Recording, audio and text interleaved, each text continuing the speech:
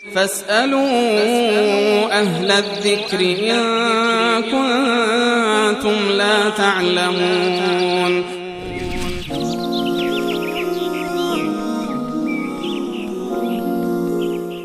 بیانده بعدی پرسیدن که مادر من شیعه هست و پدرم سنی. ما فرزندان همه مانند پدرم سنی هستیم. مادرم قبول دارد که خرافات و دروغ‌هایی در مذهبش وجود داره و به حیله‌گری آخوندهای شیعه نیز باور دارد و اهل سنت را قبول دارد، اما پدرش به او گفته که اگر سنی شوی تو را نخواهم بخشید. به این دلیل مادرم سنی نمی شود. آیا در این مورد می تواند از گفته پدرش سرپیچی کند و سنی شود؟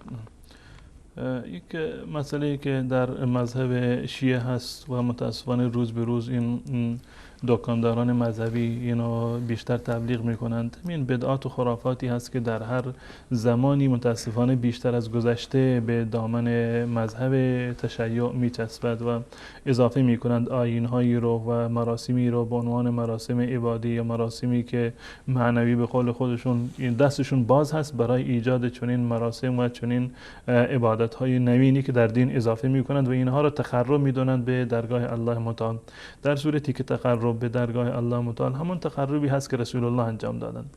اعمالی رو که رسول الله صلی الله علیه و سلم به عنوان عبادت انجام دادند، اون اعمال برای ما عبادت هست، ما اون میتونیم انجام بدیم.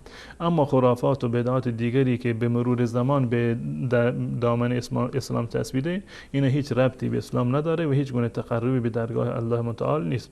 و الحمدلله اهل سنت و الجماعت این افتخار را دارند که دعوتشون و فراخوانشون این است که تمامی بدعات و خرافات از هر کسی باشه، حتی اون کسی که این خرافه رو اضافه کرده، این بدعت رو اضافه کرده، یک انسان ظاهر و صلاحی باشه، خیلی عالم بزرگی باشه، به هیچ عنوان این برای ما مدرک نیست. قرآن و حدیث رسول الله صلی الله علیه و سلم برای ما کفایت میکنن در این زمینه و نیازی به این نیست که یک فردی بیاد، یک عالمی بیاد، یک در واقع پیری، درویشی، صوفی بیاد یک چیزی رو به آیین‌های عبادی ما اضافه بکنه. و این از این جنبه. و در مورد این که پدر ایشون مثلا توصیه کرده که حتما باید شیعه بمونند یا گفته اگر سنی بشه من شما رو نمیبخشن، پدر چون این حقی رو نداره.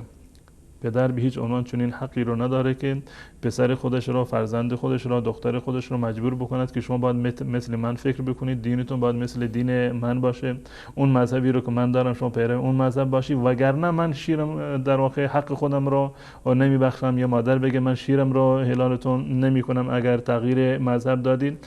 این معیار در اینجا واقعیت هست. ببینیم که قبلا چه مذهبی داشتند، الان میخوان چه مذهبی رو در واقع انتخاب بکنن. قبلا دوچار خرافات بودند، بدعات بودند و به این نتیجه اونگونه که در سوال اومده خودشون هم میفهمند که مذهب اهل سنت و الجماعت حق هست و سالمتر هست از خرافات و مبارزه میکنند با خرافات و مذهب شیعه رو هم تشخیص داده که آخوندهای شیعه در این زمینه بهشون دروغ گفتن. این در واقع عملا اگر این همون گونه که اینها رو به این باور رسیده و ترک کرده عملا سنی هست، لازم نیست که اعلام بکنه که من در واقع سنی هستم.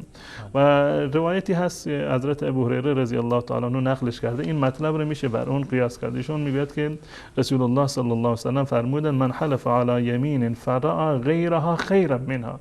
یک کسی سوگندی خورد من فلان کار رو انجام نمیدم، سوگند خورد، نذر کرد که من فلان کار رو انجام نمیدم، منتها بعدا متوجه شد که اون کاری که من سوگند خوردم که انجامش ندم اون بهتر هست، اون حقه، من در اشتباه بودم، سوگند خورده که فلان کار رو انجام نمیدهد، الان متوجه شده که فلان کار یک کار خیلی خوبی هست و کار پسندیده است. رسول الله میفرمایند که فلیکفر عن یمینه ولیفعل، کفاره یمین بدهد چون که نذر کرده و قسم خورده، کفاره یمین بدهد، اون کار رو باید انجام بده. این مسئله دقیقاً مثل همین هست. وقتی که پدری یا مادری مثلا گفته که من به فرزند خودم اجازه نمیدم که نماز بخوند، اگر نماز بخوند حق خودم رو نمیبخشم، یه فلان کار خیر رو نکند، خب فلان نماز خوندن، فلان کار خیر، پیرو مذهب رسول الله صلی الله علیه و سلم و سنت های رسول الله شدن، خب این کار خیری هست. از این که خرافات رو باید دور بکنن. پس بنابراین به هیچ عنوان نباید که حرف پدر و مادرش رو در این زمینه قبول بکنند، زیرا که رسول الله میفرمایند لا طاعت لمخلوق فی معصیة الخالق. اگر یک جای اطاعت پدر و مادر به معنی و به بهای معصیت و نافرمانی الله متعال باشه، در اینجا دیگه هیچ گونه اطاعتی از پدر و مادر لازم نیست و پدر و مادر عملا هم چنین حقی ندارند که فرزند خودشون رو از راه خیر و راه صلاح در واقع باز بدارند. کنند و اگر این فرزند و این دختر یا پسر به خاطر وصیت پدر و مادرش یا به خاطر اینکه پدر و مادرش ناراض نشوند، حقشون رو معاف نکنن، اگر اون راهی رو که خودش به این نتیجه رسیده که حق هست و حقیقت هست اینو ترک بکنه، هر دوتاشون گناهکار میشن. هم پدر و مادری که این وصیت رو کرده که شما نباید قرآن بخونید، نباید پیرو سنت باشید، نباید نماز بخونید، نباید پیرو حقیقت باشید، و هم این کسی و فرزندی که خودش به این نتیجه رسیده که مذهب اهل سنت و الجماعت حق است اما عملا به خاطر پدر و مادرش نمیخواد اینو قبول بکنه. هر دوتاشون گناهکارن، هم پدر و مادری که مانع هستند و هم اون کسی که به این حق و حقیقت رسیده و عملا اونو ترک میکند و به آن معتقد نیست و پایبند اون نباشه. هر دوتاشون در واقع شریک جرم و این گناه میخواهند.